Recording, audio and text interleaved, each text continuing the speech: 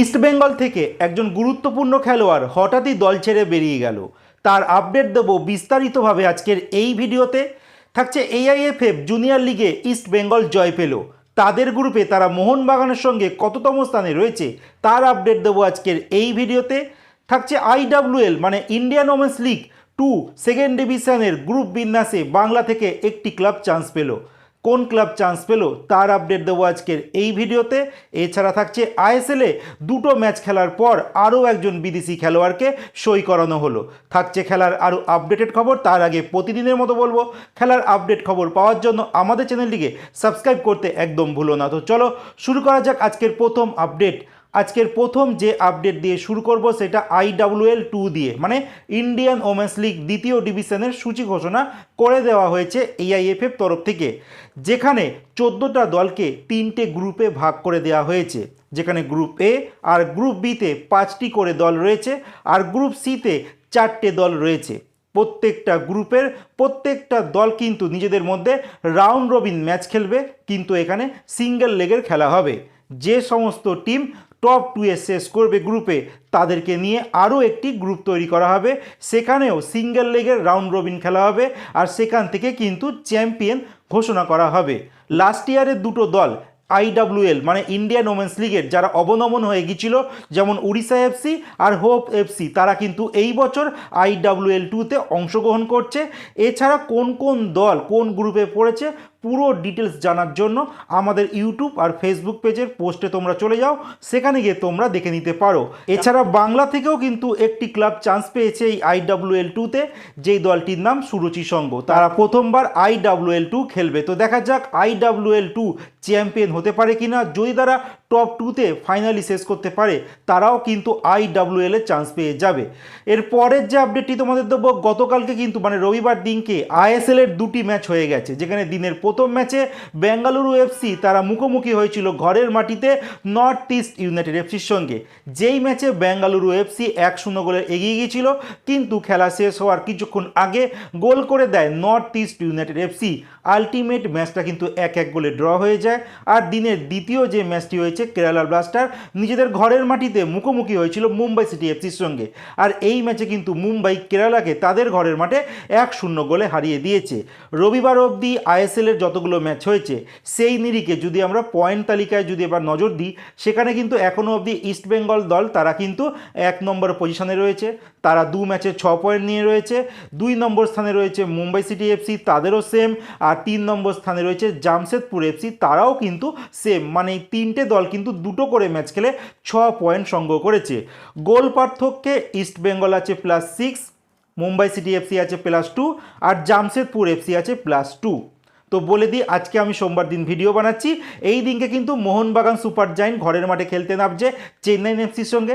তারা যদি চেন্নাইকে হারিয়ে দেয়, আর বড় ব্যবধানে যদি হারিয়ে দেয়, সেক্ষেত্রে মোহনবাগান সুপার জায়েন্ট দল হয়তো 2 বা হতে পারে তারা 1 নম্বর পজিশনে আবারও চলে যেতে পারে। যাই হোক, ইস্টবেঙ্গল দল কিন্তু তারা খেলতে নামছে তাদের 3 নম্বর ম্যাচ 27শে ফেব্রুয়ারি মানে শুক্রবার দিনকে। তারা ফেস করবে ঘরের মাটিতে জামশেদপুর এফসির সঙ্গে, যেখানে ইস্টবেঙ্গল আর জামশেদপুর এফসি তারা 2টো করে ম্যাচ খেলেছে আর 6 পয়েন্ট করে কিন্তু সংগ্রহ করেছে। এই মুহূর্তে দুটো দলের যখন ম্যাচ হবে, একটি দল যারা জয়লাভ করবে তারা কিন্তু 1 নম্বর পজিশনে আবারও পৌঁছে যাবে। যাই হোক, তোমাদের কি মনে হয়, ইস্টবেঙ্গল জামশেদপুর এফসিকে কি হারাতে পারবে, নাকি ম্যাচের রেজাল্ট কি হবে? তোমরা কমেন্টে জানাতে একদম ভুলো না। এর পরের যে আপডেটটি তোমাদের দিতে চলেছি, এআইএফএফ জুনিয়র লিগে গত রবিবার দিনকে ইস্টবেঙ্গল এফসি তারা মুখোমুখি হয়েছিল বিধাননগর মিউনিসিপাল স্পোর্টস একাডেমির সঙ্গে। যেই ম্যাচে ইস্টবেঙ্গল দল তারা 7-2 গোলে বড় ব্যবধানে বিধাননগর মিউনিসিপাল স্পোর্টস একাডেমিকে হারিয়ে দিয়েছে। তার সঙ্গে ইস্টবেঙ্গল মোহনবাগান যেই গ্রুপে রয়েছে এই এআইএফএফ জুনিয়র লিগে, সেখানে কিন্তু ইস্টবেঙ্গল দল 6 ম্যাচে 14 পয়েন্ট নিয়ে তারা 1 নম্বর পজিশনে পৌঁছে গেল। 2 নম্বর পজিশনে রয়েছে মোহনবাগান সুপার জায়েন্ট দল, তারা 5 ম্যাচ খেলেছে, তারা 11 পয়েন্ট নিয়ে তারা 2 নম্বর পজিশনে রয়েছে। আর 3 নম্বর স্থানে রয়েছে বেঙ্গল ফুটবল একাডেমি, তারা 4টে ম্যাচ খেলেছে, তারা 8 পয়েন্ট নিয়ে তারা 3 নম্বর পজিশনে রয়েছে। তো বলে দিই, মোহনবাগান ইস্টবেঙ্গলের থেকে একটি মাত্র ম্যাচ কম খেলেছে, আর বেঙ্গল ফুটবল একাডেমি তারা কিন্তু ইস্টবেঙ্গল থেকে 2টো ম্যাচ কম খেলেছে। সেক্ষেত্রে এই দুটো দল নিজেদের ম্যাচ যদি জয়লাভ করতে পারে তাহলে কিন্তু তারা ইস্ট বেঙ্গলের মতো 14 পয়েন্ট সংগ্রহ করবে, সেক্ষেত্রে গোল পার্থক্য দেখা হবে। যাই হোক, এর পরের যে আপডেটটি তোমাদের দিতে চলেছি সেটা আইএসএল এর দুটো ম্যাচ খেলার পরও আরও একজন বিদেশি খেলোয়াড়কে সাইন করে নিয়েছে কেরালা ব্লাস্টার এফসি। একজন স্কটল্যান্ডের বিদেশি, যিনি স্কটল্যান্ডের অনূর্ধ্ব 21 ফুটবল দলের হয়েও একটি মাত্র ম্যাচ খেলেছে। এছাড়া স্কটল্যান্ডের একটি নামকরা দল, যেই দলটির নাম কুইন পার্ক, সেই দলের হয়ে তিনি 29টা ম্যাচ খেলেছে আর 3টে গোল করেছে। এই 28 বছর বয়সী স্কটিশ খেলোয়াড়, যার নাম জে কুইটঙ্গ, এই খেলোয়াড়টি এই কেরালা ব্লাস্টার এফসি 6 নম্বর বিদেশি হিসেবে সাইন করানো হয়েছে। তিনি মূলত উইঙ্গার পজিশনের একজন খেলোয়াড়। এবার দেখা যাক এই কেরালা ব্লাস্টার এফসিতে তিনি জয়েন করার পর এই কেরালা ব্লাস্টার এফসি কেমন পারফরমেন্স করে, কারণ এই মুহূর্তে কেরালা ব্লাস্টার তারা 2টি ম্যাচ খেলেছে আর 2টি ম্যাচেই কিন্তু তারা হার হজম করেছে। এর পরের আর শেষ যে আপডেটটি দেবো আজকের এই ভিডিওতে, এবার ইস্ট বেঙ্গল দল তাদের এক তরুণ ফুটবলারকে তারা অবশেষে ছেড়ে দিল। আমি 1 মাস আগে তোমাদের ভিডিওতে জানিয়েছিলাম যে ইস্ট বেঙ্গল ক্লাব তারা কিন্তু আমান সিকেকে ছাড়তে চলেছে। তখন আমি বলেছিলাম এই ডিলটা হতে পারে লোন ডিল, কিন্তু আলটিমেট সেটা হয়নি, সেটা হয়েছে পার্মানেন্ট ডিলে। তিনি ইস্ট বেঙ্গল ছেড়ে তিনি চলে গেলেন তার নিজের রাজ্যের আই লিগের দল গোকুলাম কেরালা এফসিতে। কারণ এই বছর তার সঙ্গে ইস্ট বেঙ্গলের ডিল শেষ হওয়ার দিকে ছিল, মানে মে মাসে তার সঙ্গে ডিল শেষ হবে, আর তিনি এই ডিলটাকে আর কন্টিনিউ করেননি। তিনি এবার ইস্ট বেঙ্গল থেকে পার্মানেন্টভাবে তার চুক্তি শেষ করে তিনি তার নিজের রাজ্য মানে কেরালার এই দলে তিনি সাইন করে দিলেন এই 22 বছর বয়সী আমান সিকে। তিনি মূলত উইঙ্গার পজিশনের খেলোয়াড় আর ইস্ট বেঙ্গলের হয়ে তিনি 2023 সাল থেকে এই 2026-এর প্রথম মাস অবধি তিনি ইস্ট বেঙ্গল দলে খেলে গেছেন। আর ইস্ট বেঙ্গলের তিনি আইএসএল এর কিছু ম্যাচ খেলেছেন, এছাড়া সুপার কাপ বা এএফসি টুর্নামেন্টে বিক্ষিপ্তভাবে কয়েকটা ম্যাচ খেলেছে।